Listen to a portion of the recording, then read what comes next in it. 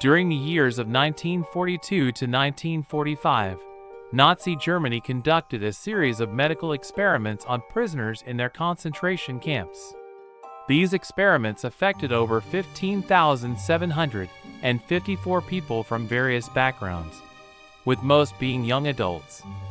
It's important to note that the prisoners were forced into these experiments and did not willingly volunteer. No consent was given for these procedures. Anesthesia was a luxury they cruelly denied, forcing victims to endure excruciating pain and suffering. The experiences of these prisoners reveal a dark chapter in history, where the pursuit of scientific knowledge was twisted and used for cruel and unethical purposes. In a twisted pursuit of finding ways to control bleeding, Sigmund Rascher delved into the horrifying realm of experimentation. He concocted a substance called polygal, derived from beet and apple pectin, believing it could aid in blood clotting. To test its effectiveness, he subjected his unfortunate subjects to unspeakable horrors. Victims were given a polygal tablet, only to be callously shot through the neck or chest or subjected to limb amputations. All carried out without the mercy of anesthesia. He established a company, staffed by prisoners, to manufacture this abominable substance. This tale reveals a chilling portrait of a man devoid of empathy, manipulating lives for his perverse ambitions.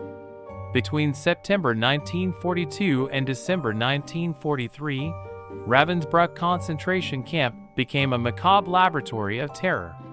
Their focus? Bone, muscle, and nerve regeneration, as well as bone transplantation. In these nightmarish trials, victims endured unimaginable agony as their bones, muscles, and nerves were forcibly removed. The result? Mutilation, permanent disability, and a lifetime of torment. One survivor, Jadwiga Kaminska, recalled her harrowing experiences in Ravensbrück. She underwent 2 operations, both involving her leg. But the horrors didn't end there.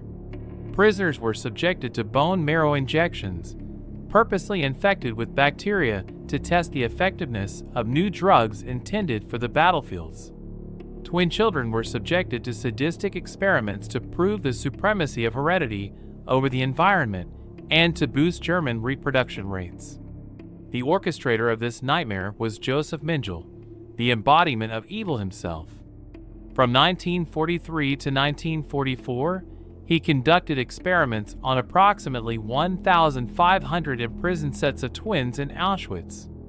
Their suffering knew no bounds as Mengele carried out amputations, infected them with diseases, and injected dyes into their eyes to alter their color.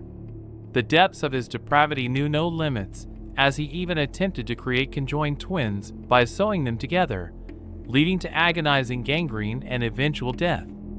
If the experimental twin perished, their surviving sibling would be brought in to meet the same horrific fate. Dachau camp became a chamber of horror as prisoners were forced to endure freezing water tanks for hours on end. Victims faced a grim fate as they were submerged in icy depths, their bodies subjected to intense cooling. Many perished in this macabre experiment, forever trapped in the clutches of frozen torment.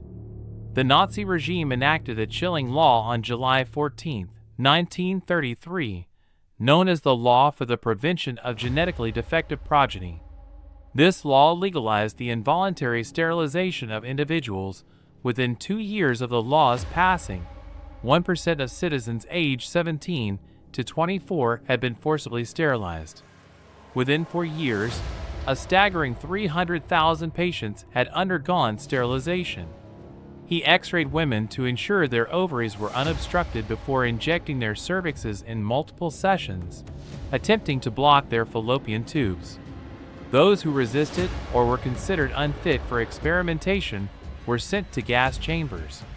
Intravenous injections of iodine and silver nitrate were tried, but resulted in severe side effects like vaginal bleeding, abdominal pain, and cervical cancer. The Nazis also employed X-ray radiation on women's abdomens and men's genitalia to induce infertility. After the experiments, The victim's reproductive organs were surgically removed without anesthesia for further analysis. He focused on women's reproductive systems, informing them of their impending death and observing the effects of psychological distress on their menstrual cycles. After their murder, he would dissect and examine their reproductive organs. Some women were even raped after being informed of their impending death to study sperm migration, a horrific act of violation. These tales of abhorrent cruelty expose the depths of depravity reached under the Nazi regime. Innocent lives were callously destroyed in the pursuit of their twisted ideology. The victim's suffering echoes through history, a haunting reminder of the unimaginable horrors inflicted upon them.